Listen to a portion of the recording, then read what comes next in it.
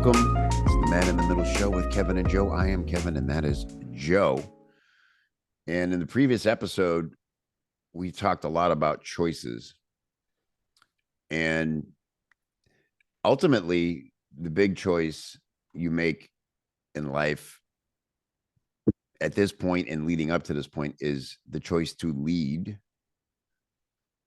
Lead people, lead organizations, lead your family, lead socially. Are you the kind of person who starts the kickball team, the neighborhood kickball team? You're the person who's like, are you on the neighborhood board? Is that an instinct for you? Like, let me in there. I'll show these people how to get these damn trees cleaned up. Or are you like, nah, because we're leading either by default or design in our lives. You got to lead.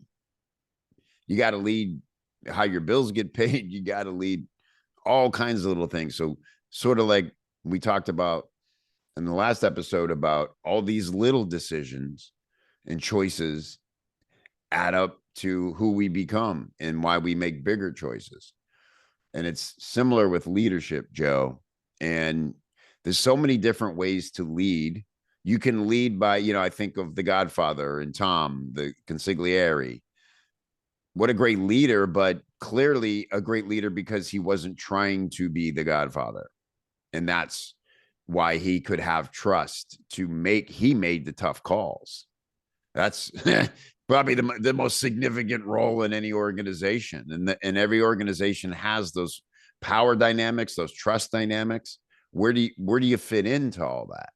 So leadership doesn't have to look like I'm out front, I'm the general. It just looks like, where do I operate best in the context of the situation I'm in? Scottie Pippen, man. Yeah. Dennis Rodman. That's right.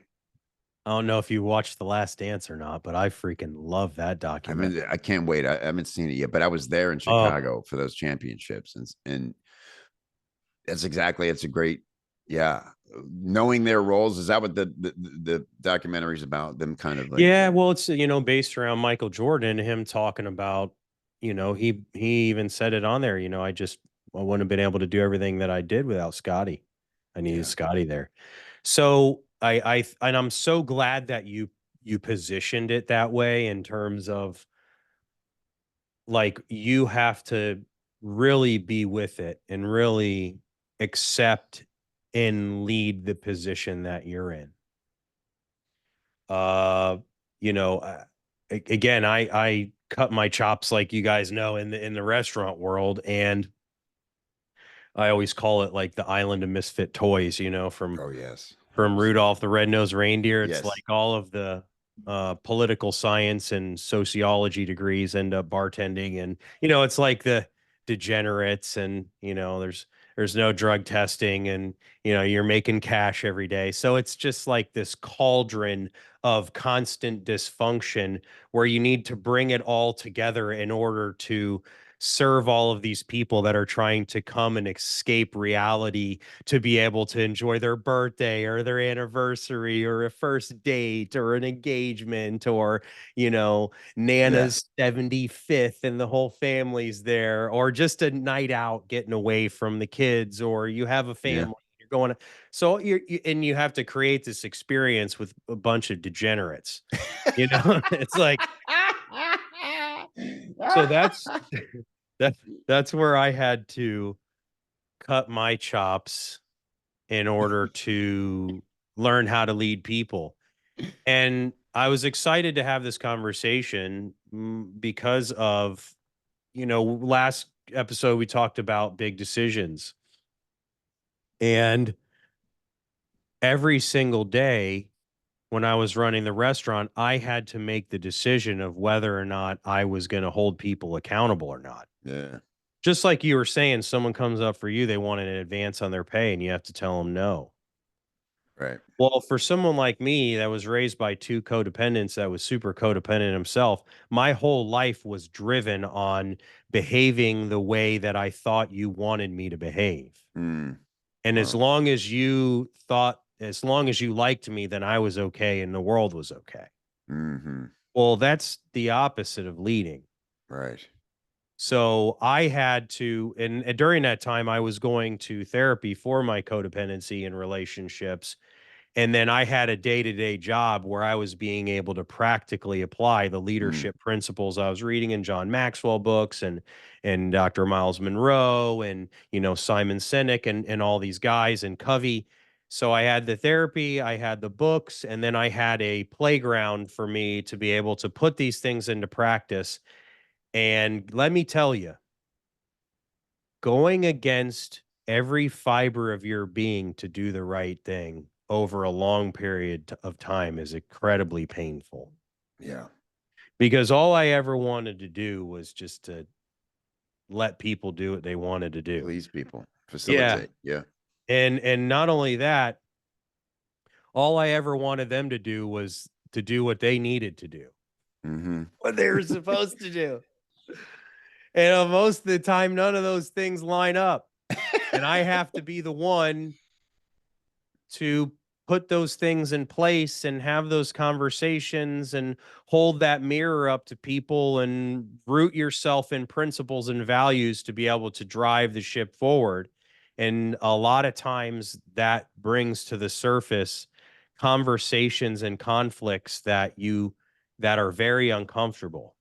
Yeah. So I'd love to sit here and tell all of you that I just started doing it. And just like that, I became this amazing leader and was able to do all of these things. And that just wasn't the case. It was really a journey of about almost 2 years of daily internal anguish, Yeah. of changing my exact nature of who I was, how I was raised, and reversing what it was that I had become. Yeah. Okay. Yeah. And no one wants to talk about that. No one wants to hear this. And as marketers, I'm going against everything that we Yeah. so, but what I will say is that as a result of that, I was able to have some of the most meaningful conversations I've ever had in my life with people. Yeah. And when you are holding people accountable, if they're a really good person, they know what you're doing. Yeah. And although they may kick and scream at the time, a lot of times they'll circle back, sometimes in the same moment, they'll realize it. Other times it's days, weeks, sometimes even Yep. years, where they're like, you know what, man? Thank you for doing that for me. Mm. Thank you for holding me accountable to Yeah. what you knew I could become. And were holding that mirror up to me Yeah. because here's the other big thing. This is one of my favorite quotes from Carl Jung. He says, everything that irritates us about others can lead us to an understanding of ourselves. Yeah. So, like, recognizing all those triggers is what helps us develop like empathy and Yeah. patience and all these vital qualities to be able to be, who Yeah. it is we're supposed to Yeah. be. Yeah. In order to lead, you have to connect.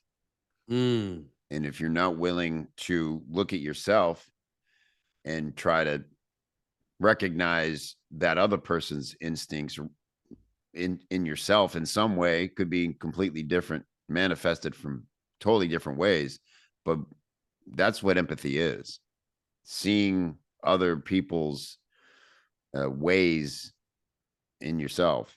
Two things you said there that I want to highlight, because it was very uncomfortable for you. You're going against your nature. That's a big call to action moment, that again, but it happens internally. And so what kept you going? But you mentioned, you had all this influence. You were putting things in your head that you believed were right. And the leaders, the thought leaders, and that is an essential ingredient to making a shift towards who you can become. you have to be hearing people talk about a different way of seeing the world and seeing yourself and your place in it, and have it resonate with you. Like, oh shit, this is worth pursuing. I want to go to work and have a difficult conversation because I want to see if it actually leads to what I'm hearing I can become and other people, and how it's worked for other people. That's key. And you said about, I love what you said about the difficult conversation, and people may be acknowledging years later, and it's not even about them saying you were right. Here's what I just want to isolate difficult conversations. Here's what it took me a long time to learn about them, because I used to avoid them myself like anything. I think that the single biggest mark of leadership is the ability to have difficult conversations and do them with character. And what it comes down to is knowing your intent for the outcome of that conversation, and believing in that your intentions may or may not be correct or turn out to be the best thing, but they're pure. You believe in the moment that this conversation needs to happen because something needs to change or whatever. And even if the person throws hot coffee in your face and storms out of the room, you know that maybe if I was pure, they may come back one day and say, I still fucking hated that decision. I was so pissed at you for so long, but I actually get now why you made it. And I appreciate that you were upfront about it. And the reason that will happen, because they will have then encountered something in their life where they're in that position. Like you said, if they're sort of a good person and they're actually pursuing shit in life, and they'll think of you, and they'll think of how, because they'll now have to implore that empathy towards the situation they're in, and they'll think of you and go, oh damn, this is what they were in when they came to me like that, and I acted shitty, and now this person might act shitty. But if like them, I do believe that they did it for the best, they had the best intentions behind it. It just comes down to intention. And when you know your intentions are pure to the best of your ability in that moment, having the difficult conversation becomes a lot less difficult, because it has to be done. And you know in your heart that you're doing it for the right reasons. And another thing on that, Kevin, I'll just add to that is, it's like every other thing on the planet. It takes practice. That's right. It does. And the more that you do it, the better you get at it. Yeah. You got to be willing to fuck it up a few times. Oh, man. And it hurts. It sucks. Well, yeah. I mean, but my every single day in the restaurant was full of difficult conversations. Yeah. It's just, and also too, you don't have time to think about stuff. It's not like, oh, let me go sequester myself. Can I get 5? Sit down and yeah, it's like, no, dude. It's like in the hallway, standing in grease, and like, you need to fix this shit now. This table's about to like storm out. Yeah. Oh my God. Yeah, you just ruined someone's entire birthday, and they'll be dead soon. So they haven't been out in a month, and yeah, it's just so, but the thing is that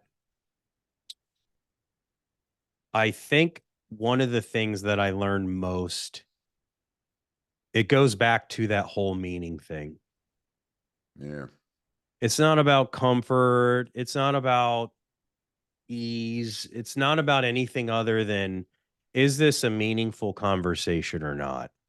Is this something that is going to make an impact? And the ability to navigate those conversations, like you said, is a highly valued skill. Yes. Highly valued. Rare ability. And so one of the things that is really awesome about that is that I know from my personal experience, the things that I have done, the things that I have said, the experiences that I have had in the throes of addiction pale in comparison to anything I'll ever face the rest of my life. Hmm. Like, there's no level of shame, regret, disappointment, uncomfortability, whatever, pain, nothing can ever match that. So I'm so equipped to be able to have a conversation with you about your steak that wasn't cooked properly, even though you ate the entire plate and now you're asking me for a refund. And the poor girl that's 23-year-old college student that is just trying to work for tips is getting hammered by this dude. Yeah. I need to step in and have that conversation with him and try and save face, stand on principle, stand on values, uphold the integrity of the business, at the same time make him feel taken care of and special, because that's why he came. And so one of the things that I've learned most about difficult conversations is 90% of the time, the person on the other end just wants to be listened to. Yeah. And so it's not about me going into the conversation proving to you how right I am. Right. It's going into the conversation with the willingness to listen, hold the space for you, solve the problem, and move on. And that's it. So navigating all of that is almost like a dance. Yes. It's just, and so there's so many different dynamics too, based on, like you said, the intention, the level of the relationship, but lastly, the expectations. Everything in a conflict, the exact nature of the conflict is solely reliant upon the expectations. That's it. Where trust in some sort of way was broken, there was a request that wasn't fulfilled. There was an offer that wasn't honored. There was a promise that was made that wasn't honored, right? And so there's this long list of different things in that whole accordion of different levels of trust, and all of it is contingent upon expectations, right? Right. And so a lot of times my wife and I joke and we say, who hurt you? And then we'll go, it was my expectation. Because that's really what it is. And it was like, okay, hey, like, you're upset. Well, what was it that you were expecting of me? Mm-hmm. And so it goes back to a saying that I always say and I live by, and that is, unrealistic and unstated expectations are really premeditated resentments.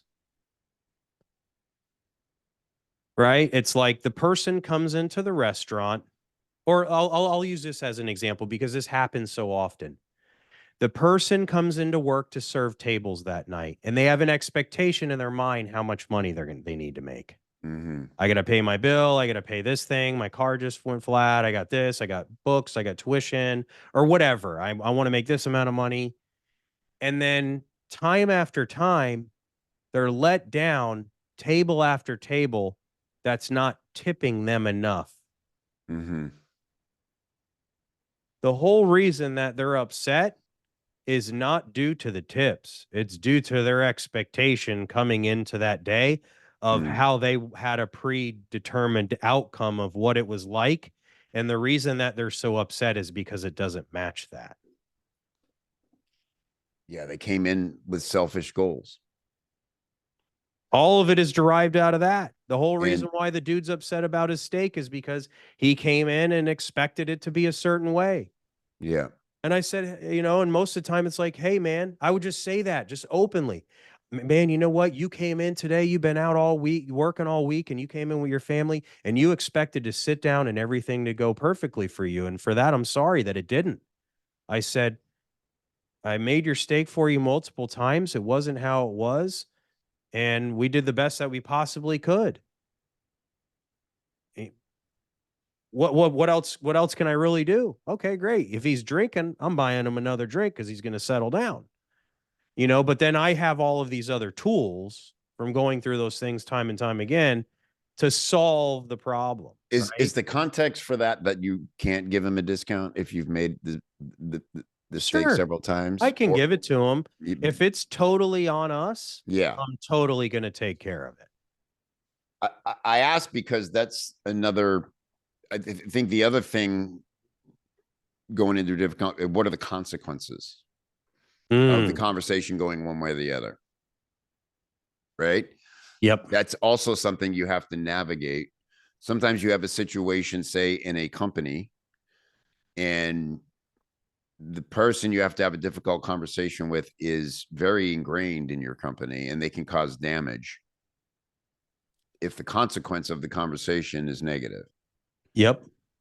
But you can't negotiate yourself into more potential damage down the road if it's time to just end the relationship. And so you have to think of how to put up guardrails, what to protect, how to. So at the end of the day, sometimes you're relying on policy, and other times you're relying on relationships and personal history. Right? There's all these. I want to go back to what you said, which was really poignant and important. A book you and I both enjoyed was Super Communicators by Charles Duhigg. And the thing I remember the most from that book was there are 3 types of conversations happening at any time. And the easiest example that helps me remembering, when people come to you and they're speaking to you and they say, can I have a word? And they want to have a conversation. They either want to be heard, helped, or hugged. Heard, helped, or hugged. And if you, as the receiver of their information, the person they'd like a word with, are just looking to identify what kind of conversation you're having first, it kind of gets easy to fulfill on what they need. If they just want to be heard and you're trying to help them, they're going to be silently offended at the fact that they weren't heard, so that you couldn't help them because you weren't, or you couldn't hug them because you were only looking to help. And that's stereotypically a bit of a man thing, a bit of a instinct men have to fix shit. Women are always complaining. I don't need this fixed. It's like, well, fuck them. I can't fix it by sitting here listening. Well, that is what they need at the moment. And that, I think that's a challenge for men. It's been a challenge for me. I just want this to end and blow off the dust and move on to the next thing that I need to fix. But nope, the only way to fix it is to sit here and nod and really care and really listen, and then probably hug you at the end, right? But it's just a great tool because, like I think, what did you say? What they really want is to be heard. And if that's what they need, I had a conversation with a good friend the other day. Here's another one we talked about in the last show, saying, I'm here if you need anything. And like, do you really mean it? When people say, how's it going? How are you doing? They typically do not want a real answer. But when it's a friend, you might be inclined to give one. It happened to me the other day. How's it going? I said, I didn't start sobbing, but I was like, it's been tough. And his immediate instinct was to start giving me solutions. Didn't ask follow-up questions. Didn't want to, like, what's it feel like? What have you been doing to make yourself feel better? You need to take a trip, go here, go there, do this, do that. And I'm just thinking to myself, this is going nowhere. I just kind of feel silly for being a student in your class that I didn't sign up for. You know what I mean? And so I think one practical tool is, what do people want from you when they come to you for a conversation? And once you recognize that, it's really easy to get a positive outcome. Yeah. It reminds me, like, is this a listening conversation or is this a solving conversation? Right.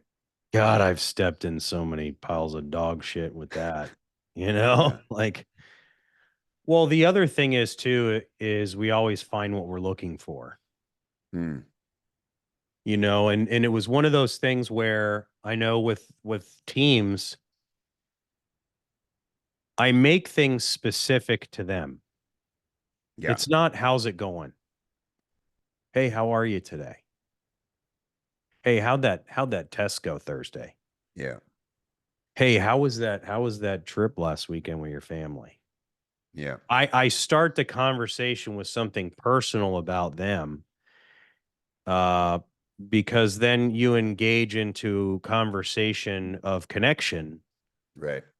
rather than just trivialities. And so one of the biggest things that I know over time that I've learned more than anything is that people that are on my team are people first and employees second. Right. Yeah. And my duty is to the person who you are first, and then to the employee Yeah. second. And getting back to what you were talking about as somebody that's deeply ingrained in the business, is that typically every single person that has ultimately betrayed me in a big way was somebody that was high responsibility, high trust, long-term employee. Yeah. That somewhere along the way, something in their life occurred, and then they were all of a sudden living in some sort of fear of whatever outcomes or financial insecurity or whatever the case may be, that led them to start making decisions that were out of character. Yeah. And it totally changed everything. And then ultimately had to let that person go. And you're very, very correct in the fact that you're thinking in your mind, okay, to replace this person, I'm now going to be giving up a lot of my life probably for the next month. Yeah. So that's going to be pulling away from this responsibility, this time with the family here, this thing here. I'm going to have to hire and train someone new. I'm going to have to do their job for, and so you don't you don't fire off as quickly as you obviously should, Right. because Right. you're like, whoa, whoa, whoa. Okay, let's assess things here. Right. Yeah. There's So, because they've built up that level of trust and yes. relationship and all Right. that stuff with It you, that it's important also that you honor that. And then I would figure out what the hell's going on with them as a person right. before I make any decision. And like, okay, is this going to be a repeatable pattern? Is this decision that they made a total breach of trust that demands immediate termination? Is it Right. something that's a documentation and hey, we're going to talk openly about Right. how this behavior is never repeated again or your immediate termination? Right. Or is it just a talking to, right? And so Right. like that is a very, very big decision, like you're saying, because of the, like you said, the consequences of Consequences. making that decision, Right. right? Now, Yeah. I'm of the belief that if it is something that's a full breach of trust, uh, and is deserving of immediate termination, that 9 times out of 10, when I make that decision and that happens, the rest of the team is relieved Yeah. because they can all feel and sense, and maybe they even know things that I don't know that's going on that they've been doing, Yeah. and they're still having to report to that person. They're still having all these other things, right? Right. And then, of course, a lot of times, tons of other stuff may come out after they left, Yeah. and you're like Right. telling your Like, whole oh team, like, shit. "Yo, like, why the fuck didn't you tell Mm. me all this shit before? Why didn't Right. let it get anybody in trouble?" It's like, yeah, okay. Last time I checked, they're not signing your paychecks. Yeah. Right. But Who are you looking out regardless, it's for? like, Yeah. yeah, it's like regardless, it's like, okay. But again, every single time, Kevin, that I made that decision, it went it went into deep pain. hard struggle, and ultimately resurfaced stronger and better. Yes. And so then over time, my threshold of gap between circumstance and decision lessened, because I knew that ultimately it would then lead me to and it's a natural law, right? It's like your muscles have to rip and tear in order to become bigger and stronger. And so it's the same in the collective consciousness of a team. In the business, the nucleus. Yeah. It just fucking sucks for 2 to 3 months. Your life sucks. Yes. I want to stop on that and pause on that, because I think to me, that is the definition of leadership. What you just said, going through it, doing it, like you said, everything takes practice, and building that muscle and instinct for how this is going to go down. You get it narrowed down to really 1 or 2 ways, maybe 3. And you have to have thought through those ways it can go down, those consequences, and decided how you feel about any one of them when you go into the conversation. Because again, you stated your intention. It's up to them how they react. And then you have to react to how they react. Could be completely pleasant and understood. Dude, I'm actually was going to come to you tomorrow with this same conversation. So thank you for having it. Oh, wow. Okay. Hey, see you later. Good luck, man. Yeah. Or you motherfucker. Oh, yeah. You know, but like you said, the shortening of that timeline, that is the rare leadership ability that cannot be taught, is not in a book, not a theory. You got to go through that pain and learn the tough lessons of those consequences going a way you didn't expect, and now knowing what to do. That's a consigliere. That's a fixer. That's a lead attorney. That's why law is so fascinating to me. It's that game, that chess game, you know? I love that shit, dude. And again, it starts in little ways. Every interaction you have in your day-to-day life is an opportunity for leadership. It's a microcosm of everything we just talked about for seeing cause and effect. I look to engage with every cashier I encounter in some way, not in any big way. I don't need a new friend, or I'm not trying to put on a show. I just want to be the person that sees them, because they've been standing there having people shuffle in front of them and come and go, and they haven't been seen in 4 hours, and they look fucking spent and like a zombie. And all it takes is this. I go up and I'll say, you just say something that a friend would say that they're not expecting to hear from customer number 48. And I'll say something like, how are they treating you today? And like really listen for the answer. And it's a pattern interrupt. And you'll see the person looks up and they look at you and they match your tone and your intention for that one little question.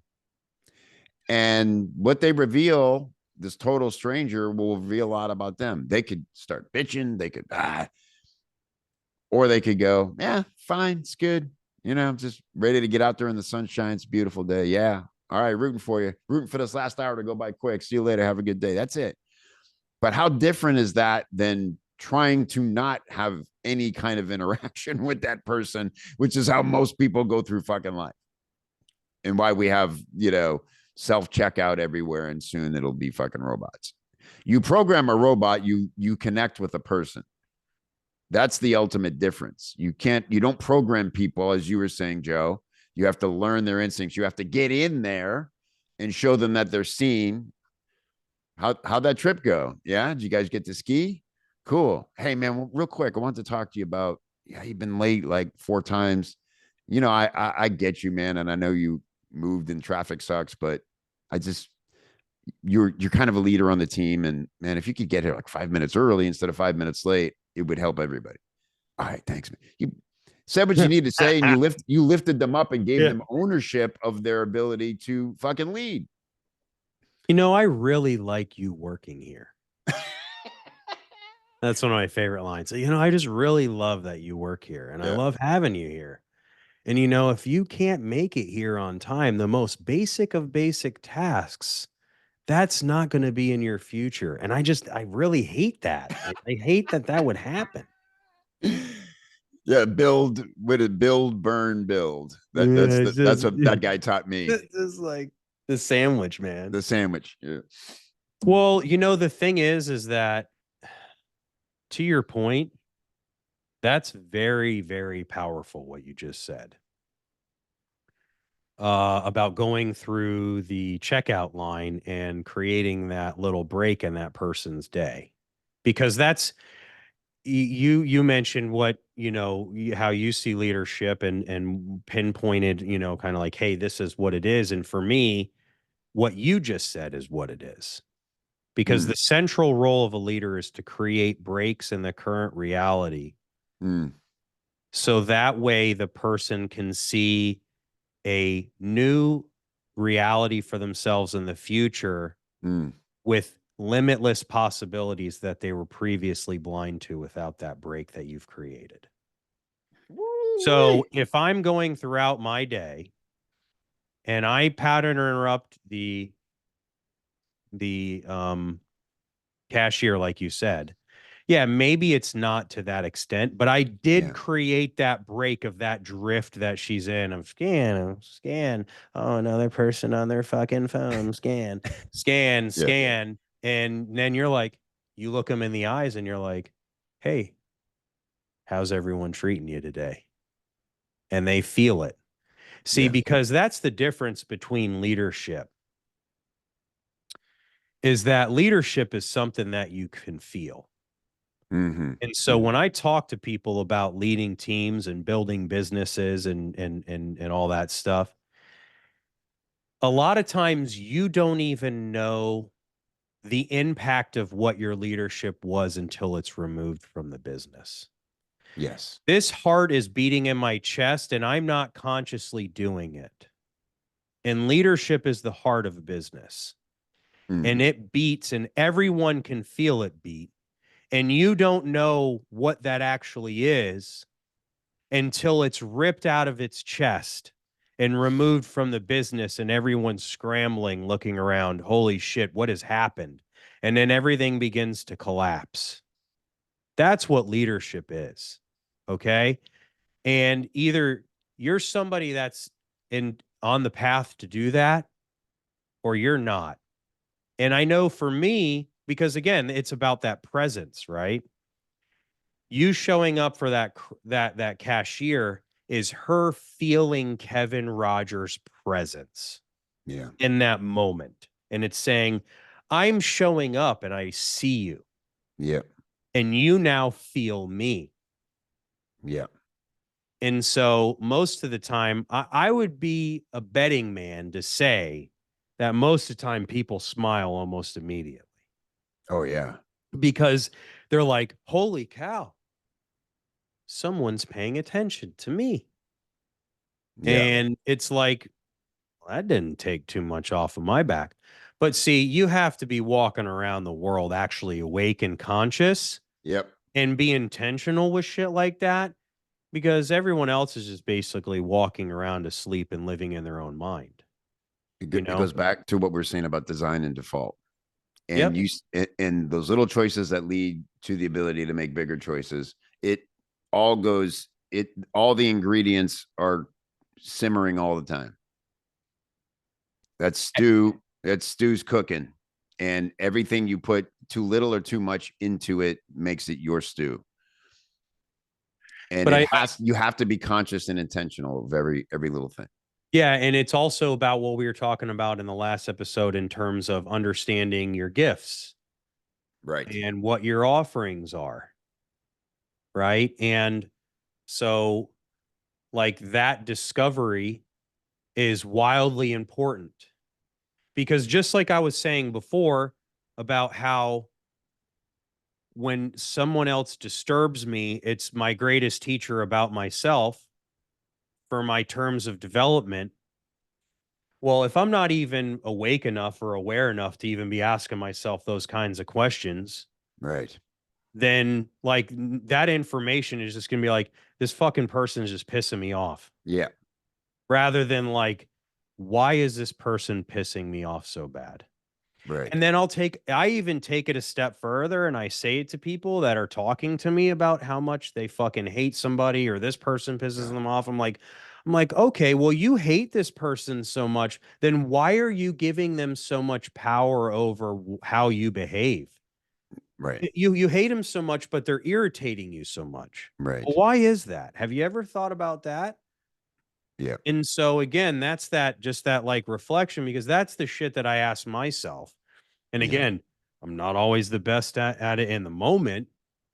yeah, Uh, but I'm able to sit back and reflect and be like, okay, like the reason why this person's, pissing me off so bad is number one, it's probably because I had an expectation about how they are supposed to be and what they're supposed to be doing. And yeah, then number two, it's because like that's how I used to be.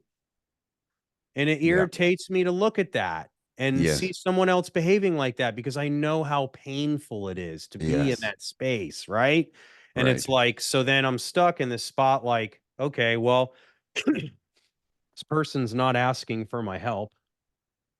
This person's not openly conscious of the fact that that's all going on. So then I just need to understand how to play nice with others and do that, right? yeah. There are chain reactions in society all the time going on. They say a smile leads to smiles, but mostly what we see on display is shittiness leading to more shittiness. Just take any drive, anytime, anywhere, and you will see people at their instinctive worst in their smallest version of themselves behind the wheel of their vehicle. You're trying to get into a, a highway and nobody wants to fucking let you in. Why would they do that? All they have to do is stop pressing the gas pedal a little for a second to accommodate your needs and keep everyone safe. Instead, their instinct is fuck you. This is my space. I'm keeping you out of it. Yep. That is because they have no control over their life. They feel out of control in their life. And the only thing they feel comfortable controlling is from where they sit to the end of the hood of their fucking car. And that has nothing to do with you. So you have to calculate and accommodate that most people are going to have that shitty reaction to your need and decide how it's going to affect you. What are the consequences of that encounter? That's why road rage happens. 2 weeks ago, some 75-year-old guy shot a father of three dead in front of his fucking kids in his car over some little pissy, stupid highway moment. That Jesus. um, it's every moment is a choice, and those choices are the result of how do I want to feel and how much have I figured out about how things make me feel. Going back to your point of why am I so irritated by this person? What about them triggers something I know about myself that I don't like? And maybe it matters and maybe it doesn't. Maybe you just avoid that fucking person and they don't belong in your life. And so it's not like this constant, like deep, work we have to do. But in everyday encounters that you have a choice for how you either facilitate it or react to it. And I think that is a form of leadership in your own life and really leads to the freedom of not letting some rando fuck up your day. Dude, it's so powerful. It's just so powerful. It reminds me of the James Hollis quote. He says, if one has a calling, one owes its oneself to search it out, for it provides the most reliable compass one will ever find. Purpose. Yeah. Yep. So Yeah. like discovering and nurturing like one's unique gifts That's the basis of like meaningful leadership, right? And so if you're able to follow that, you're able to sit with yourself for some period of time to understand kind of following that calling. Well, that's going to naturally contribute value to society. That's right. Rather than keep taking away from it. Because what you just described is take, me, ego, me, take. Rather than saying, you know what? Maybe I'm actually going to grow past childhood and my ego and be a fucking adult and say, I'm going to work past this stuff. I'm going to be the one that lets somebody in. Yeah. I'm going to be somebody that doesn't, and I'm speaking to myself out loud here, I'm going to be the guy that doesn't lose his mind to the person driving slow in the left-hand lane. Because they're probably just sitting there thinking about themselves and actually not driving. Right. But again, it goes back to that drift that we were talking about where you create the brake. Because if you've ever been in your car and then the next thing you know, you're pulling in your driveway and you're like, damn, I don't remember the last 2 miles. Yeah. Well, if you had a flat tire, you would have been keenly aware that you were driving in that moment. That you were driving a car, what road you're on, where you're at, and it's an automatic emergency. But the problem is that so many of us are asleep at the wheel. Right. That but then the person doesn't let us in. We automatically make it then about us. Right. They're not doing this for me. So it's this merry-go-round of we're just all thinking about ourselves. Well, yeah, right. And that's why all these horrible accidents happen. And people drive so crazy. They do because but it's all the result of everybody just being in that mode. And sometimes people I know and respect and behave really well in other ways get fucking crazy behind the wheel. It's a trigger. It's a trained behavior and it's almost unconscious. But if, again, I think the theme here, the idea is like being present and awake in the world. And in your car is a great place to practice that. And for God's sakes, don't be on your fucking phone in the car. That's the one, Joe, I can't forgive. If I'm third in line for the arrow to turn left and it's been 10 seconds and the person in front isn't fucking going because they're on their phone, I'm tapping that horn. Oh, yeah. I'm not going to sit here because this dipshit thought they needed to let Instagram know that they were on their way to the fucking hairdresser. You know, you're not that important, man. Drive your car, you know? Yep. So there's always stuff, but it does come down to control. I'm trying to control that person. I think I know a better way for them to be behaving in that moment. I happen to be correct in that circumstance, but it's still, you know what I mean? Yeah. It just all comes down to control and leadership. Maybe to put this all together, leadership is experimenting with control, realizing how much you can control, and looking to see the consequence of your intention in that moment to try to control any situation, even in small ways. That's training for leadership. Yep. So as we close things out, guys, thanks for listening. This has been super powerful. I feel like I could do a million episodes on leadership. I just love it through and through. It's one of my favorite topics. It's one of my favorite things to do.